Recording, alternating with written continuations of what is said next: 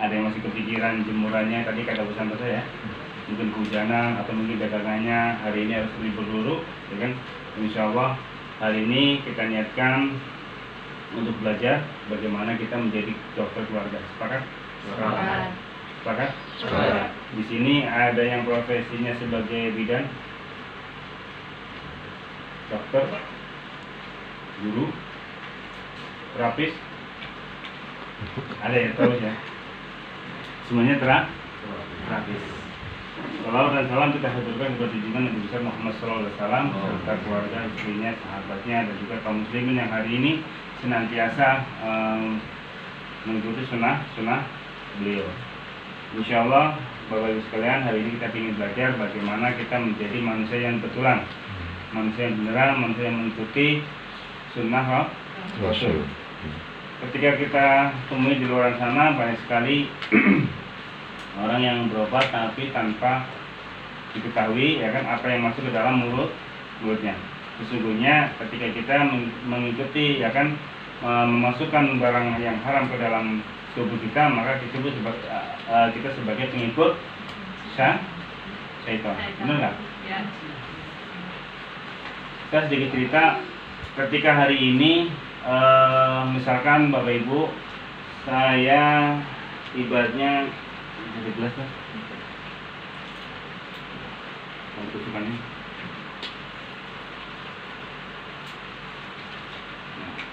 Baik, Bapak Ibu sekalian, kondisi hari ini, ya kan? Hari ini kondisinya kosong, ada airnya. Ini masih steril nggak? Yakin? Yakin apa enggak? Insya Allah. Kayaknya nggak yakin. Ini masih steril tidak? Insya Allah steril. Bagaimana air ini di dalam air ini kan masih banyak molekul-molekul ya, molekul-molekul yang mana dia tidak beraturan. Benar. Bagaimana caranya supaya air ini menjadi sebuah keberkahan? Membaca. Terus efeknya apa ketika kita setelah minum itu air ini dibacakan dengan bacaan doa. Efeknya apa?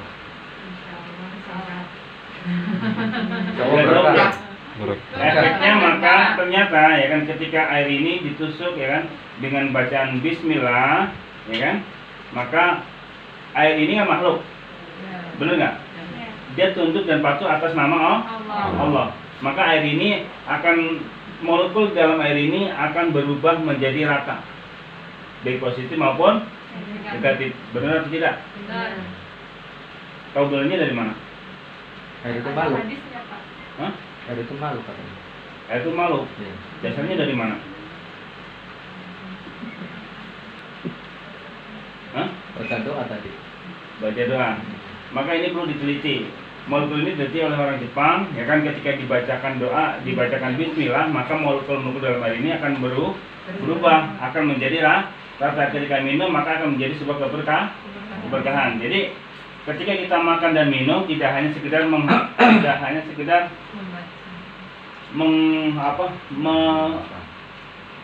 menghilangkan haus atau menghilangkan lapar, benar nggak? Maka disitulah bedanya ketika kita hari ini mau menginginkan sesuatu yang hal itu masuk ke dalam tubuh kita, benar atau tidak?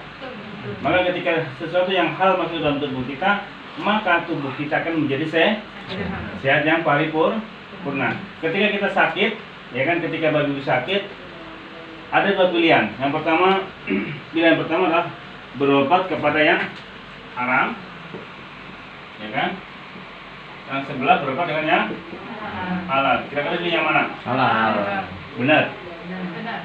Benar atau tidak? Benar. Andai kata air ini tadi saya tusuk ya, saya tusuk. Ini masih halal? Halal. Terus saya guyurkan alkohol ke dalam air ini, terus saya minum. Haram.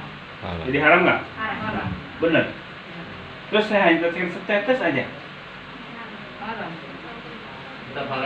Hah? Tetap haram.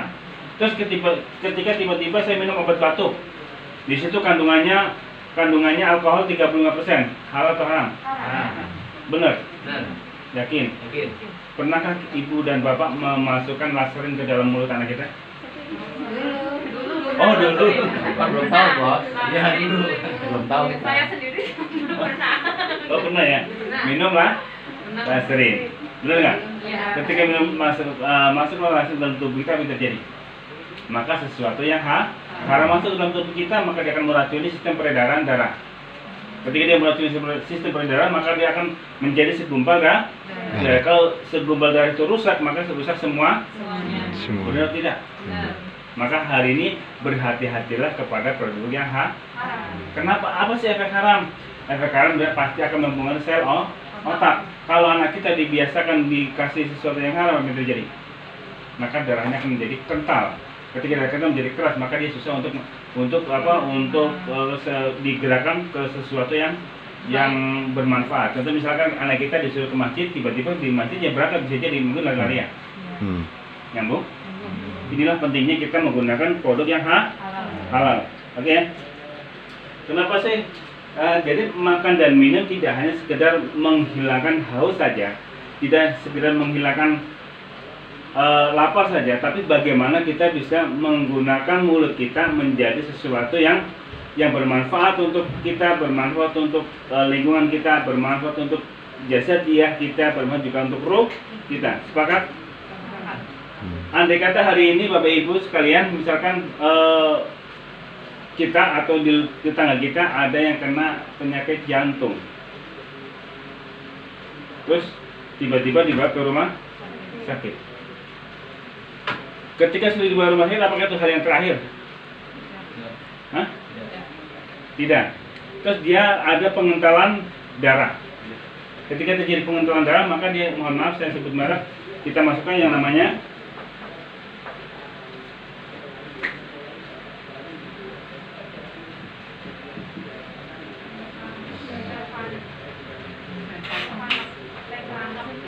ini apa, pengencer darah. Apa bahan baku dari Levalock? B2. Ini adalah terbuat daripada serum babi. Fungsinya untuk mengencerkan darah. Kita buat, mau nggak tetangga kita atau orang tua kita dikasihin? Bener. Yakin? Yakin nggak? Yakin. Tapi kalau sudah masuk rumah sakit, pernahkah Bapak dan Ibu sekalian menanyakan ketika berobat produknya halal atau haram? Kenapa? Nggak berani. Nanti dulu keluar dari rumah sakit. Inilah pentingnya kenapa kita hari ini menjadikan kita, diri kita dan keluarga kita sebagai dokter di rumah kita, agar ketika terjadi masalah, ya kan, maka kita tidak panik dengan kondisi-kondisi hari ini. Pentingnya bagaimana kita menggunakan produk yang halal, maka insya Allah bagaimana kita, tujuan hidup kita adalah untuk berakhir dalam kondisi husnul. Benar, ada dua pilihan. Ketika sakit kita berobat dengan ketika datang sakit, maka tadi berobat yang haram, sembuh, ya kan? Terus ketika pakai yang halal, kok meninggal, pilih yang mana? Bener nih. Padahal itu udah takdir, bos. Udah takdir itu. Oh, udah takdir. Iya. Berarti kalau minum yang haram juga takdir. Memang udah waktunya kali, bos. Kan ada dua pilihan nih, ya kan? Ketika datang sakit, Nih. tiba-tiba ada dua, saya katakan tadi, jantungnya sudah bermasalah, terus dikasih panol. Ini terbuat dari serum babi. Sehat, ketika tapi memasukkan kondisi yang haram ke dalam tubuh kita, atau halal tapi meninggal. Yakin? Mendingan halal yang meninggal, bos. Hah? Halal meninggal. Halal kan? Bab yang dimaksudkan kan halal. Terus? Kalau orang kan haram, ntar kita gimana? Ini kan kita dalam kondisi sehat nih hari ini nih. Iya. Pilihannya enak nggak nih? Dan nggak enak sih, halal tapi sembuh. Mendingan halal? sembuh. Tapi nggak ada sembuhnya tadi ya, nggak ada pilihan sembuh. Kita milih itu, maksudnya gitu. Nggak meninggal. Maka pentingnya bagaimana hari ini kita melakukan tindakan preventif, yaitu memulai keluarga kita menjadi keluarga yang sehat, ya kan? Keluarga yang senantiasa menjaga kesehatan dari produk-produk yang Halal. sepakat. Oke. Bagaimana tadi ya? Pilihan kita, ya kan, menggunakan produk yang halal ini adalah sebuah keniscayaan. Ketika hari ini bertebaran di luaran sana, ya kan, mulai dari, mohon maaf saya sebut, hewan ini dari bulunya, dari kulitnya, dari tulangnya, ya kan, dari darahnya, semua bermanfaat untuk manusia. Hewan apakah? Babi. Oh, paham banget. Ada biar harus tahu halal dan haramnya, Pak. Oh iya, jadi nyambung ya. Ketika kita temui, ya kan, teman-teman di luaran sana, ya kan, ada orang bikin martabak tapi kuasnya pakai kuas babi. Babi. Nah, kira-kira makanannya masuk golongan apa? Haram. Oke. Ketika hari ini kita pakai pasta gigi, ya kan? Pasta gigi kita menggunakan serbuk tulang, ya kan? Yang Indonesia itu paling banyak impor pasta gigi yang mengandung serbuk tulang, diimpor dari Cina. Apa hewan terbanyak dari Cina? Babi. Bener nih. Babi. Nah, dari tulangnya aja masih bermanfaat untuk. Kenapa kok Allah haramkan kira-kira? Najis kali itu. Karena bagian itu kan Nggak boleh ya. makan yang Yang cocok. semuanya itu dia makan, Semuanya dimakan. terus apa lagi? Hewan clean, Dari hewan pembersih. Hewan pembersih, Ya. semuanya dimakan ya. Ya, jadi dari tulang, bulu, semuanya itu banyak virus kuman yang Banyak virus. Dikata virus dan kuman dihilangkan. tetap haram. Tapi Allah menciptakan babi Nah. itu biar tahu kalau yang haram itu ya itu contohnya dan yang halal ini contohnya gitu. Oh gitu ya. Itu prediksinya ya. Iya. Jadi kalau kita seperti kita ketahui bahwa, mohon maaf ya, babi itu memiliki karakter atau sifat yang kurang baik. Di antaranya dia suka sesuatu yang kotor. Ketika ketika betinanya didatengin oleh pejantan, maka pejantan yang lain membantu. Setelah membantu gantian. Kebayang nggak? Ketika sel itu masuk ke dalam anak kita, ketika sel itu masuk ke dalam tubuh kita, apa yang terjadi? Maka sifat-sifat itu akan kebawa ke si penggunanya. Nah, inilah pentingnya bagaimana bahkan hari ini sudah tercipta peluru dari bahan baku babi dan daya ledaknya luar biasa. Mau tahu caranya? Nanti saya mau dikira teroris. Yang ngajarin saya nggak pakai juga gitu. Padahal terbuat dari serum babi dan juga outdoor. Biasa-biasa itu makanya jangan jadi peluru. Baik. Pentingnya bagaimana kita menggunakan sesuatu yang halal inilah, ya kan, maka kesehatan itu akan menjadi kesehatan yang paripurna. Kita bagaimana kita tidak menginginkan supaya anak kita menjadi anak yang soleha, didukung dari apa yang ia makan, apa yang ia konsumsi, benar apa enggak? Pentingnya kita menggunakan sesuatu yang halal ini, maka menjadikan keluarga kita menjadi keluarga yang luar biasa, keluarga yang sakinah. Kenapa? Karena kita terbuat, pada dasarnya manusia itu, ya kan, dibuat dari suatu bahan yang sangat baik, sangat yang sudah disempurnakan. Beda dengan makhluk-makhluk yang lain. Ya kan, kalau makhluk yang lain diberi tidak diberi akal, ya kan, benar nggak? Tapi kalau manusia Masih akal. diberi akal. Nah, inilah pembuatan manusia aja, ya kan, itu dibuat sangat sedemikian rupa, sangat sedemikian rumitnya. Maka pentingnya kita menjaga 5 organ tubuh utama dengan sesuatu yang halal. Dari awal saya katakan, andai kata 1 tetes saja saya masukkan alkohol ke dalam minuman ini, kira-kira Bapak dan Ibu meminum atau tidak? Bisa. Tidak. maka pastikan di rumah-rumah kita sudah ada produk-produk yang label halal aja tidak cukup, harus toh bayi. Jadi sehat itu kita pingin hidup kita tenang, hidup kita mulia, ya kan? Maka bermula dari penggunaan daripada produk-produk halal. Dan yang sehat terpadu ini pertama bagaimana memberdayakan keluarga kita menjadi keluarga yang sehat, keluarga yang bahagia, ya kan? Bahagia itu bisa ditular atau tidak? Bahagia itu bisa ditularkan atau tidak? Bisa. Caranya bagaimana dia menularkan bahagia? Caranya bagaimana supaya kita bisa menularkan bahagia?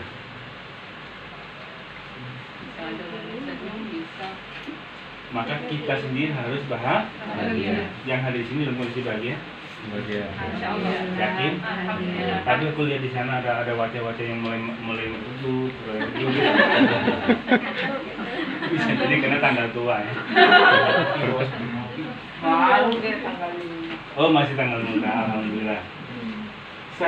Sehat dan sakit dalam pandangan konsep Ibu Nawawi. Allah dan Rasulullah melalui ayat dan hadis memberikan perhatian terhadap kesehatan manusia. Bahkan Rasulullah menganggap bahwa sehat merupakan satu nikmat. Sehat itu aset atau tidak? Aset. Benar. Ya. Maka sehat harus dijaga. Bagaimana cara menjaga kesehatan kita? Yang pertama adalah pastikan kita, ya kan, sehat itu adalah ketika terjadi keseimbangan antara pikiran, perasaan, ya kan, dan fisik kita dalam kondisi yang sangat harmoni.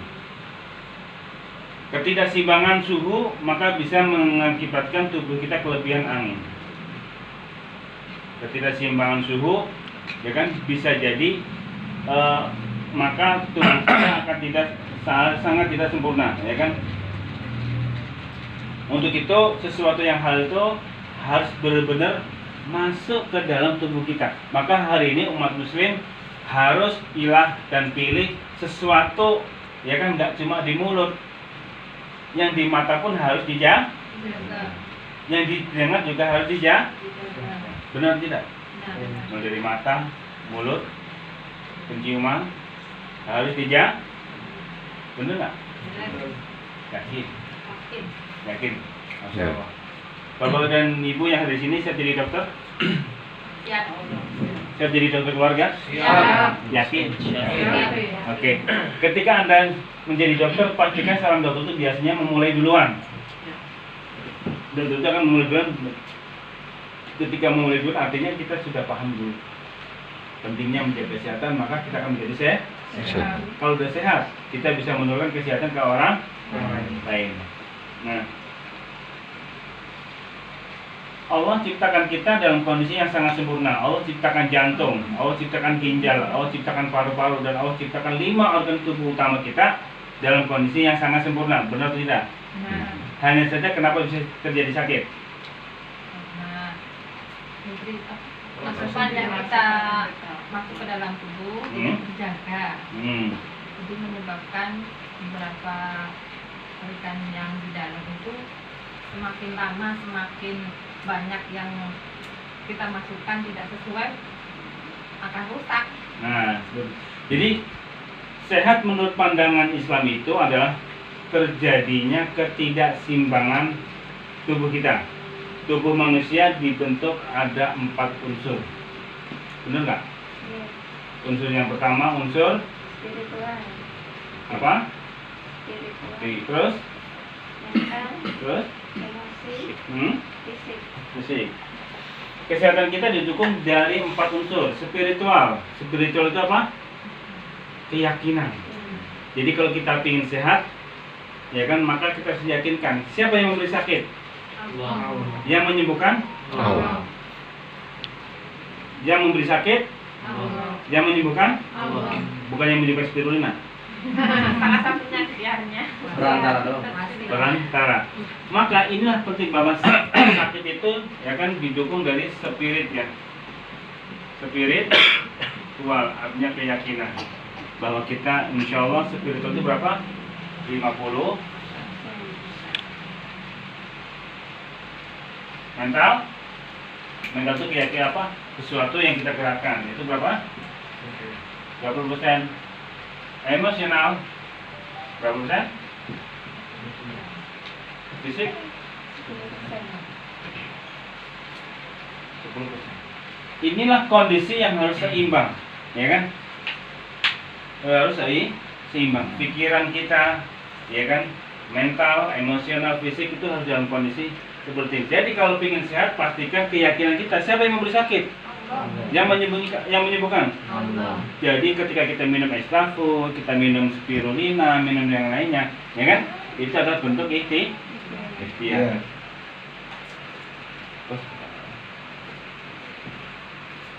Tubuh manusia dibentuk dari beberapa unsur. Unsur yang pertama adalah unsur api. Ya kan, ada 4 unsur. Unsur api, air, angin, dan tanah. Oke. Api itu apa?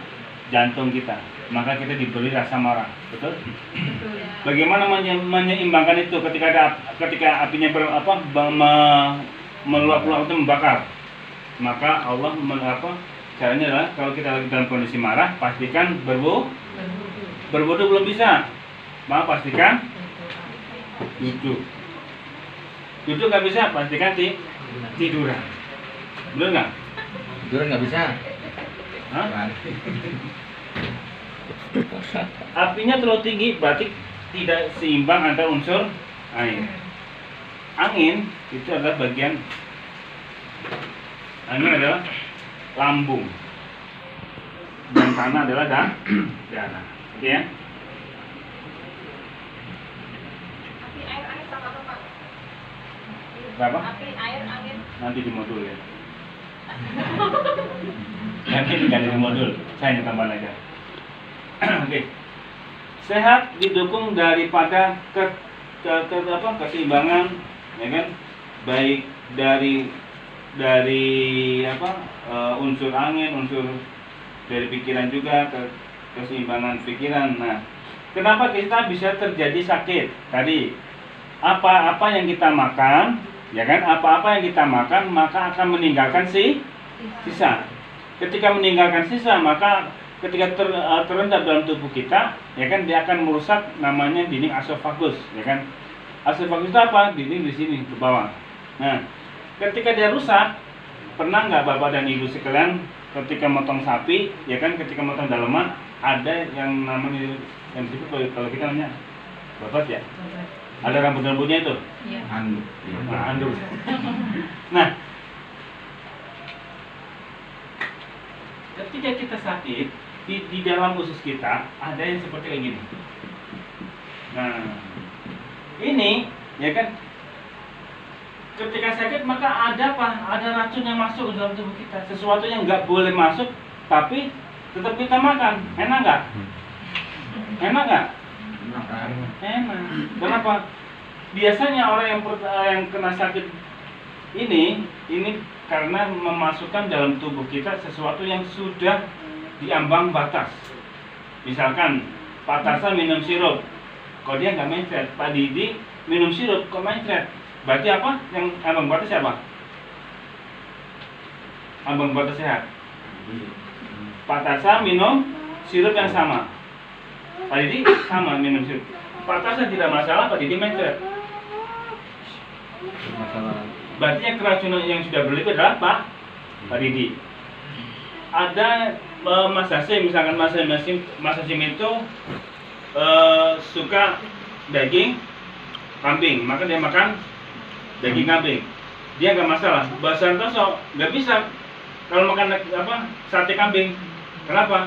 Karena kolesterolnya sudah tinggi. Berarti tingkat ambang keracunan Mbak Santoso sudah tinggi. Nah, racun masuk dalam tubuh kita, maka dia akan mempengaruhi sistem keseimbangan tadi. Racun yang masuk, maka dia akan mengakibatkan ya kan pencernaan kita akan menjadi masalah. Tadi yang halal-halal udah paham ya? Udah yakin? Yakin banget? Andai kata kita tadi sakit, ya kan? Terus dikasih Levono, setuju atau tidak? Tidak. Benar.